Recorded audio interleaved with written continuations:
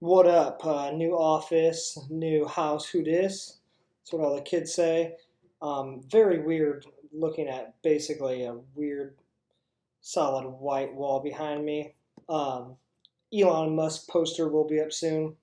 Anyways, I wanted to talk about something briefly.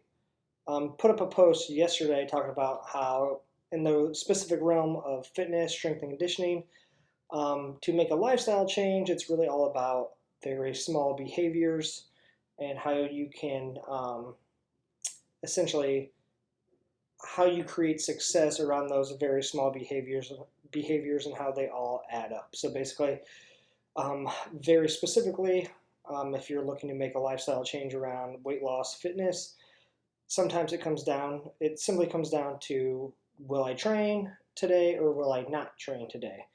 And how that your answer to that question adds up, because you'll probably ask yourself that question a lot, and your answer to that question, how you answer that question, is going to be a big deciding factor as to your progress in that specific realm pertaining to fitness and weight loss. And so I was thinking on this long drive home, because when you live out where we live now, everything's a long drive.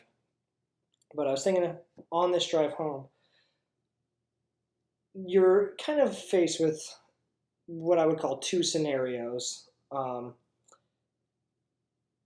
Let's take just fitness, health, weight loss, all that into consideration again.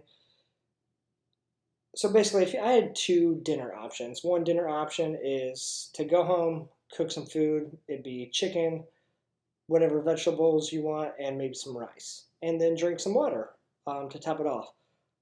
That is a pretty healthy meal, and you have a certain feeling after that meal, or you have a few potential ways you feel after that meal. You feel good because you ate healthy, and you're kind of proud of that, and you probably feel good because it's healthy, good, nutritious food. Then you have another dinner on the other hand, and that dinner consists of your favorite cheeseburger place with your favorite fries, and then instead of water, maybe you have some water with lemon, but then you also have a couple of your favorite IPAs. That dinner would be considered not nearly as healthy as dinner one. And you have a certain feeling after that meal. You feel kind of great while you're eating it because it's the best cheeseburger, the best fries. You're drinking your favorite beer. It's glorious. But then afterwards, you kind of feel like shit because A, you're guilty, and you feel like shit because that food doesn't really supply you or give you energy. And taking these two dinners, you kind of, going forward, you kind of have an additional feeling about this specific circumstance when it pertains to dinner. If you take the dinner two option all the time, you probably feel quite guilty about your decisions surrounding health, nutrition, food. You probably feel guilty quite a bit. Man, I keep eating like shit. I know it's not good for me. I want to lose weight, but I keep doing that, and I know it's not good for me, and I'm guilty about picking that dinner all the time, but I can't help it. I can't help but continue to pick that dinner because it tastes delicious and it kind of feeds my short-term cravings. Um, and then on the other hand, if you continue to pick dinner one, you feel great. You're doing what's best for your body. You're doing what's best for your goals, and your body feels great because you're eating all this healthy food.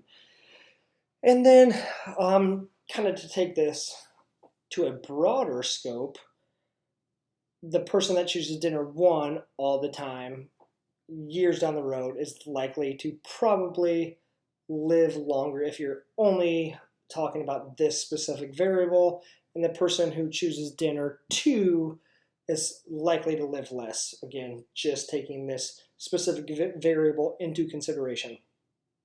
But this is where things get a little fun, funny, a little bit more interesting, is we all face very specific circumstances like this throughout our lives.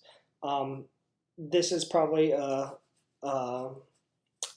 specific decision a lot of us make or have to make all the time, but not even in the realm of fitness or health. We face these kind of decisions all the time about, do I want the easy option, the short term, the thing that feeds my short term drives and cravings, or do I want to pick something that's a little bit the harder decision that's probably going to be better off for me in the long term. And if you choose the short term craving, again, you're likely to feel a lot more guiltier about that. But you can kind of control your mindset and perception and how you react to your own decision regarding these decisions.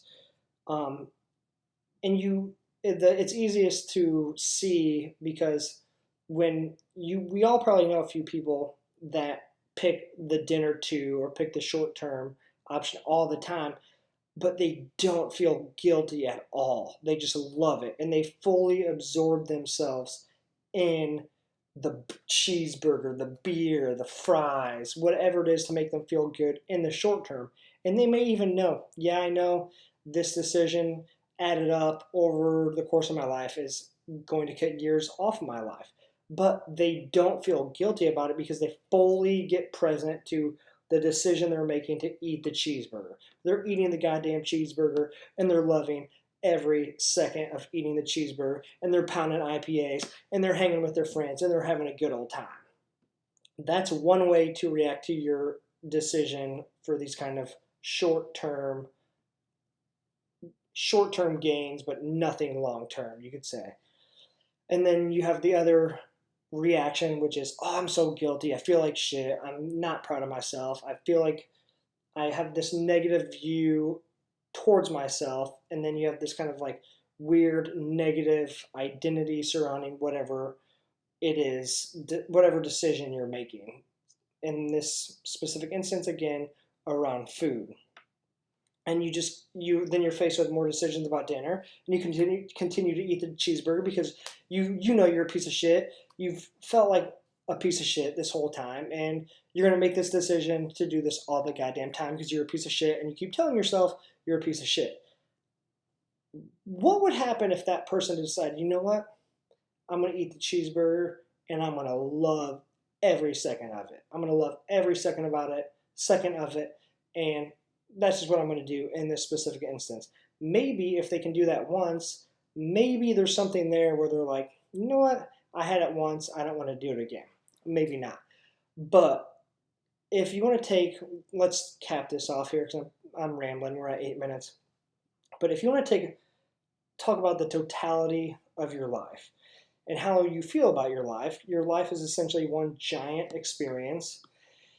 And we all make shitty decisions, probably some more than others, but we all make shitty decisions all the time. And if we want the best possible lives for ourselves, and if we want to say we get to look back on our life, like moments before we pass away or years before we die, if we know when we're going to die, and we get the opportunity to look back, even if you made that shitty decision all the time that led to you eating cheeseburgers and IPAs, if you had to choose in that last moment, if you could go back, would you choose to feel guilty about it? Or would you choose to just fucking embrace it, enjoy every single second of it? My guess is you would choose the latter. I know I would. So there's really no silver lining to this video, but I think it is something we all should consider if you want to talk about kind of your well-being and how you feel about yourself and your life. This is in no way encouraging for you to engage in behaviors that are counter to your goals and values and kind of what you want out of your life, but it is saying you have to not feel, essentially you have to try to not feel guilty when you make the bad decision. If you're going to make that bad decision, embrace it and enjoy every single second of it. Enjoy that cheeseburger, enjoy that IPA. I have no idea why that's the dinner I choose to use it as an example. But I think this is something we all have to think about. Yeah, that's the conclusion. Have a good night.